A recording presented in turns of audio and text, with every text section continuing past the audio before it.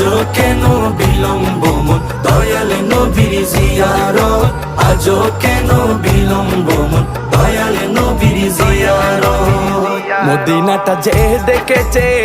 জান্নাতের সাথে পেয়েছে জান্নাতের সাথে সে পেয়েছে মদিনাটা যে দেখেছে জান্নাতের সাথে পেয়েছে জান্নাতের সাথে পেয়েছে